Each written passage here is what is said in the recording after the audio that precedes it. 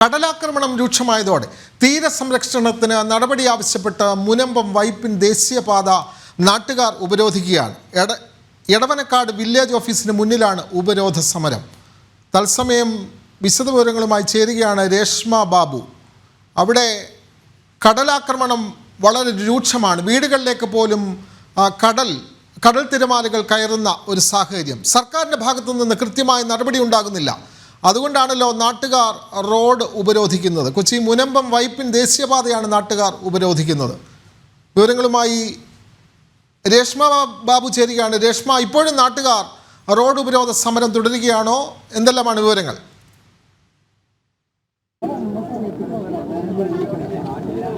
വിനോദ്, ഏകദേശം 8 മണിയോട് കൂടിയാണ് മുനമ്പം വൈപ്പിൻ പാത ഉപരോധിക്കാനായിട്ട് തുടങ്ങിയത്. നാട്ടുകാർ ഈ ഉപരോധ സമരം നിലവിൽ തുടരുന്ന ഒരു സാഹചര്യമാണുള്ളത്. പ്രധാനമായിട്ടും ഇവർ ഉന്നയിക്കുന്ന ഒരു ആവശ്യമെന്ന് പറയുന്നത് ഈ കടലാക്രമണ ഭീതി, അതായത് നിലവിൽ മഴ ശക്തമായതോടുകൂടി ഈ ഭാഗങ്ങളിലൊക്കെ തന്നെ കടലാക്രമണം രൂക്ഷമായ ഒരു സാഹചര്യമുണ്ട്. അതുകൊണ്ട് തന്നെ ഇവിടെ ഈ കടൽ ഭിത്തി കൃത്യമായിട്ട് നിർമ്മിച്ച് പുലിമുട്ട് നിർമ്മിച്ചുകൊണ്ട് ഈ കടലാക്രമണ ഭീതി ഒഴിപ്പിക്കണം, അല്ലെങ്കിൽ അതിൽ നിന്നൊരു ശാശ്വത പരിഹാരം വേണമെന്നുള്ള ഒരു ആവശ്യം മുൻനിർത്തിക്കൊണ്ടാണ് നാട്ടുകാർ റോഡ് ഉപരോധിക്കുന്നത്. ഏകദേശം 1.5 മണിക്കൂർ പിന്നിട്ടിരിക്കുകയാണ്. സ്ത്രീകളും കുട്ടികളും അടങ്ങുന്ന വലിയൊരു ജനവിഭാഗം തന്നെ ഈ ഉപരോധ സമരവുമായിട്ട് മുന്നോട്ട് പോവുകയാണ്. പ്രധാനമായിട്ടും ഇവർ ഉന്നയിച്ച ആവശ്യങ്ങളൊന്നും തന്നെ വർഷങ്ങൾക്ക് മുന്നേ ഉന്നയിച്ചെങ്കിലും കൃത്യമായിട്ടുള്ള ഒരു പരിഹാര നടപടി അധികൃതരുടെ ഭാഗത്തു നിന്നും ഉണ്ടായില്ല. ജില്ലാ കളക്ടർ ഉൾപ്പെടെയുള്ള ഭരണകൂടം ഇക്കാര്യത്തിൽ നിരുത്തരവാദപരമായിട്ടുള്ള സമീപനം സ്വീകരിക്കുന്നു എന്നുള്ള ഒരു ആക്ഷേപം നിലനിൽക്കുന്നുണ്ട്. അതുകൊണ്ട് തന്നെ ഒരു തങ്ങളുടെ തീരുമാനം, അല്ലെങ്കിൽ ഒരു കൃത്യമായിട്ടുള്ള തീരുമാനം ഭരണാധികാരികളുടെ പക്ഷത്തു നിന്നും ഉണ്ടായെങ്കിൽ മാത്രമേ ഇക്കാര്യത്തിൽ ഈ സമര പരിപാടികളിൽ നിന്ന് പിന്നോട്ട് പോകുക, അല്ലെങ്കിൽ ഒരു സമരത്തിൽ നിന്ന് പിന്മാറൂ എന്നുള്ള ശക്തമായ നിലപാട് തന്നെയാണ് പ്രദേശവാസികൾ ഉന്നയിച്ചിരിക്കുന്നത്. അതിന്റെ പടിയായിട്ടാണ് സ്ത്രീകളും ഒരു വലിയൊരു ജനവിഭാഗം തന്നെ, ഒരു തീരദേശത്തെ ഒരു ജനത തന്നെ ഇതുമായി ബന്ധപ്പെട്ട് ഈ സമരത്തിന് മുന്നോടിയായിട്ടുണ്ട്. അതിന്റെ ഭാഗമായിട്ട് ഏകദേശം 1.5-2 മണിക്കൂറായിട്ട് ഈ തീരദേശ പാത ഉപരോധിച്ചിരിക്കുകയാണ്. രാഷ്ട്രീയ കക്ഷി ഭേദമന്യെയാണ് ഈ ഒരു സമരവുമായിട്ട് ഈ തീരദേശ വാസികൾ മുന്നോട്ട് പോകുന്നത്. നമുക്കറിയാം, എടവനക്കാട് കഴിഞ്ഞ വർഷങ്ങളായിട്ട് ഈ കടൽ കയറുന്ന ഒരു സാഹചര്യമുണ്ട്. കണ്ണമാലി പ്രദേശത്തൊക്കെ തന്നെ മഴ ശക്തമായി കഴിഞ്ഞാൽ, കടൽക്ഷോഭം ഉണ്ടായിക്കഴിഞ്ഞാൽ വീടുകളിലേക്ക് വെള്ളം കയറുന്ന ഒരു സാഹചര്യം. പക്ഷെ അധികാരികളുടെ ഭാഗത്തു നിന്നും യാതൊരു വിധത്തിലുമുള്ള ഒരു നടപടി ഉണ്ടാകാറില്ല. സ്ത്രീകളടക്കമുള്ളവർ ഇക്കാര്യത്തിൽ പ്രതിഷേധവുമായിട്ട് പലതവണ രംഗത്ത് വന്നെങ്കിലും കൃത്യമായിട്ടുള്ള ഒരു ഇടപെടൽ ഉണ്ടായിട്ടുമില്ല. കഴിഞ്ഞ കുറേ നാളുകളായിട്ട് ഇവിടെ ഈ പ്രശ്നങ്ങൾ ഉണ്ടല്ലോ.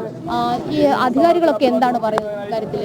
2004 ഡിസംബറിലുണ്ടായിരുന്ന സുനാമിക്ക് ശേഷം ഈ തീരസംരക്ഷണം എന്ന് പറഞ്ഞൊരു ഇടപാട് നടന്നിട്ടില്ല. കാരണം നാളിതുവരെ നമ്മുടെ തീരദേശമുള്ള സീവാള് പണിയെ പുലിമുട്ട് നിർമ്മാണം ഇതൊന്നും ഉണ്ടായില്ല. ശാസ്ത്രീയമായി പുലിമുട്ട് നിർമ്മിക്കാൻ ഈ 2017 വന്ന ഒരു കമ്മീഷൻ ഇതനുസരിച്ച് 18 പുലിമുട്ടുകളാണ് എടവനക്കാട് പഞ്ചായത്തിന്റെ തീരദേശത്ത് പണിയേണ്ടത്. അവിടെ ആകെ പണിതേക്കണം 4 പുലിമുട്ടുകൾ മാത്രമാണ്. ഈ 4 പുലിമുട്ട് വന്നതിന് ശേഷം ഒരു 4 വർഷത്തോളമായിട്ട് ഭയങ്കരമായി വെള്ളം കയറാണ്. കാരണം നിലവിലുണ്ടായിരുന്ന സീവാള് പോലും തേഞ്ഞു തീർന്ന അവസ്ഥയാണ്. കാരണം അത് ഒട്ടുമിക്ക ആളും വന്ന് കണ്ടു പോകുന്നുണ്ട്. ഞങ്ങളുടെ ആവശ്യം എന്ന് പറഞ്ഞാൽ, കാലാകാലങ്ങളായിട്ട് കേന്ദ്ര ഗവൺമെന്റ് തീരസംരക്ഷണത്തിന് ഫണ്ട് അനുവദിക്കുന്നുണ്ട്. ഈ പൈസ ഉപയോഗിച്ചെങ്കിലും, കാരണം എൻ്റെ ഒരു അനുഭവം വെച്ച് 56 വയസ്സായി ഈ കടലായിട്ട് ഒരു 50 മീറ്റർ അകലെ താമസിക്കുന്ന ഒരു വ്യക്തിയാണ് ഞാൻ, ഒരു മത്സ്യത്തൊഴിലാളി. ഈ 56 വർഷത്തിനുള്ളിൽ എല്ലാ വർഷവും ഈ കഴിഞ്ഞ 20 വർഷമായിട്ട് മാത്രമാണ് അവിടെ തീരദേശത്ത് സീവാളിന്റെ പണി നടക്കാത്തത്. 20 വർഷക്കാലം 2004, 2024 ഈ 20 വർഷക്കാലം ഒരു പണിയോടെ നടന്നിട്ടില്ല. ഒരു തീരദേശ റോഡില്ല. വെള്ളക്കയറ്റം വന്നു കഴിഞ്ഞാൽ പോസ്റ്റുകൾ, കഴിഞ്ഞ ടൗട്ട ചുഴലിക്കാറ്റടിച്ചപ്പോൾ പോസ്റ്റുകൾ മറിഞ്ഞു വീണ് ആ പോസ്റ്റുകളൊക്കെ ഇന്നും അതേ അവസ്ഥയിൽ തന്നെ കിടക്കുകയാണ്. ഞങ്ങളുടെ ആവശ്യം എന്ന് പറഞ്ഞാൽ, ഞങ്ങൾക്ക് അവിടെ ജീവിക്കാനുള്ള ഒരു സൗകര്യം ഇതാണ് ഞങ്ങൾക്ക് കിട്ടേണ്ടത്. കാരണം ജനിച്ചു പോയി നാട്ടിൽ, ആയുസ് ഒടുങ്ങാണ്ട് നമുക്ക് മരിക്കാൻ പറ്റൂല. ആവശ്യമുള്ള കാലം വരെയും ജീവിക്കണം.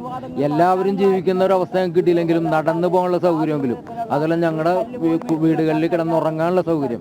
ഇന്നലെയൊക്കെ അവിടെ പറഞ്ഞു കഴിഞ്ഞാൽ ഒട്ടുമിക്ക വീടുകളിലും പെരയിൽ കിടക്കാൻ പറ്റാത്ത അവസ്ഥയായിരുന്നു. എന്നിട്ടും ആളുകൾ സർക്കാർ പറയുന്ന ക്യാമ്പിലേക്ക് മാറി. ഞങ്ങൾ ക്യാമ്പിലേക്ക് മാറി 3-4 ദിവസം ക്യാമ്പിൽ കിടന്ന് തിരിച്ചു ചെല്ലുമ്പോൾ ഞങ്ങളുടെ ഈ മുതലുണ്ടാകാത്ത അവസ്ഥയാണ്. അതുകൊണ്ട് ക്യാമ്പിലേക്ക് മാറാനുള്ള തയ്യാറില്ല. അവിടെ കിടന്ന് മരിക്കണമെങ്കിൽ മരിക്കട്ടെ എന്നുള്ള തീരുമാനത്തിൽ തന്നെയാണ് ഞങ്ങൾ മുന്നോട്ട് പോകണം. പിന്നെ ഈ സമരം ഇന്ന് രാവിലെ പെട്ടെന്ന് വെള്ളക്കയറ്റം തുടങ്ങിയപ്പോൾ ആളിലക്കടി കൂടി എന്ത് ചെയ്യുമെന്ന് ആലോചിച്ച് കഴിഞ്ഞാൽ പെട്ടെന്ന് അങ്ങനെ വന്ന് സമരം ചെയ്തേക്കാണ്. ഈ സമരം ചെയ്തതിൽ ഒരുപാട് ആളുകൾക്ക് ബുദ്ധിമുട്ടും അസൗകര്യങ്ങളും ഉണ്ടായിട്ടുണ്ടാവും. അവരോട് എല്ലാവരോടും ഞങ്ങളുടെ നിലനിൽപ്പിന് വേണ്ടി ഞങ്ങളോട് സഹകരിക്കണം. അതുപോലെ തന്നെ അവർക്ക് ഉണ്ടായിരുന്ന എല്ലാ സൗകര്യങ്ങൾക്കും ഞങ്ങൾ സമരസമിതിയുടെ കൺവീനർ എന്ന നിലക്ക് ഞങ്ങൾ ക്ഷമ പറയുകയാണ്. ഞങ്ങളുടെ ആവശ്യം നിങ്ങളുടെയൊക്കെ അവസ്ഥ എങ്ങനെ? ഇന്നലെയും ഇന്നുമായിട്ട് ശക്തമായ മഴയിൽ വീടുകളിലേക്കൊക്കെ വെള്ളം കയറുന്ന ഒരു സാഹചര്യമാണ്. ശക്തമായ മഴയിലെ വെള്ളക്കയറ്റമല്ല നമുക്ക് സംഭവിച്ചേക്കണത്.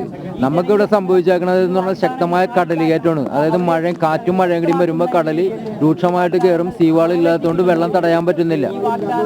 സീവാൾ ഇല്ലാത്തതുകൊണ്ട് വെള്ളം തടഞ്ഞു നിർത്താൻ പറ്റുന്നില്ല. കാരണം അല്ലെങ്കിൽ സീവാളുമ്പോൾ തല്ലിയലച്ച് കുറച്ച് വെള്ളം കയറി അങ്ങോട്ട് പോകണാണ്. ഇത് സീവാൾ ഇല്ലാത്തതുകൊണ്ട് ഇതൊന്നും നമുക്ക് നടക്കാനില്ല. നമ്മളൊരു കാര്യം ചോദിക്കുന്നുള്ളൂ, കേന്ദ്ര ഗവൺമെന്റ് അനുവദിക്കുന്ന തീര സംരക്ഷണത്തിന് അനുവദിക്കുന്ന ഫണ്ട് ഗവൺമെന്റ് എങ്ങാട് വകമാറ്റണം. അത് കാലാകാലങ്ങളായിട്ട് അനുവദിക്കുമ്പോൾ അതുപോലെ തന്നെ തിരിച്ച് ഇവിടെ ചെയ്തൂടെ? ഇത് ചെയ്തു തന്നാൽ മതി. ഞങ്ങൾക്ക് എല്ലാ കൊല്ലങ്ങളിലും തന്നെ മെയിൻ്റനൻസ് മാത്രം നടത്തി തന്നാൽ മതി. അതുപോലും തയ്യാറല്ല. അധികാരികൾ എന്താണ് പറയുക? സമരവുമായിട്ട് എങ്ങനെയാണ് മുന്നോട്ട് പോകുകയാണോ?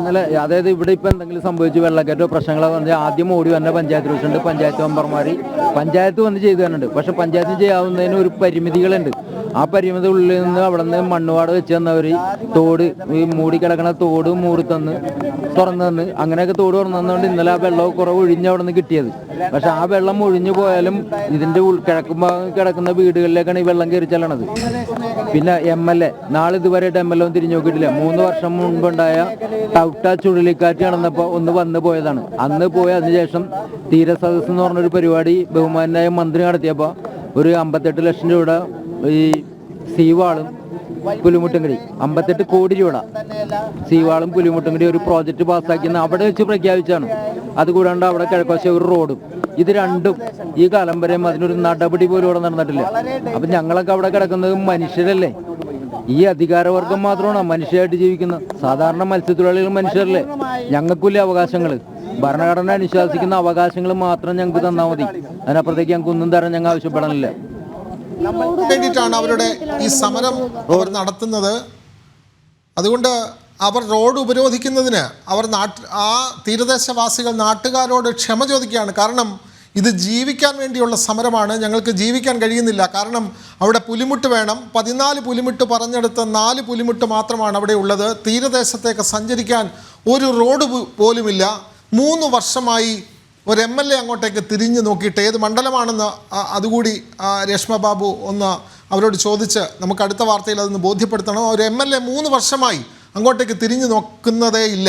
ഇനി 2 വർഷം കഴിഞ്ഞ് തെരഞ്ഞെടുപ്പ് വരുമ്പോഴാണ് അദ്ദേഹം അങ്ങോട്ട് ചെല്ലുന്നത്. അതുകൊണ്ട് നാട്ടുകാരുടെ സങ്കടമാണ്. നാട്ടുകാർ ഒന്നടങ്കം, അതിൽ രാഷ്ട്രീയ പാർട്ടി വ്യത്യാസമില്ല, എല്ലാവരും ചേർന്ന് റോഡ് ഉപരോധിക്കുകയാണ്. ആ പാവങ്ങൾ ഈ റോഡ് ഉപരോധം മൂലം ഉണ്ടാകുന്ന സങ്കടത്തിൽ നാട്ടുകാരോട് ക്ഷമ ചോദിക്കുന്നുമുണ്ട്. അത്തരത്തിൽ സങ്കടകരമായ അവസ്ഥയാണ് തീരദേശം നേരിടുന്നത്. അധികാരികൾ ഇത് കണ്ട് കണ്ണു തുറന്നേ മതിയാകുകയുള്ളൂ.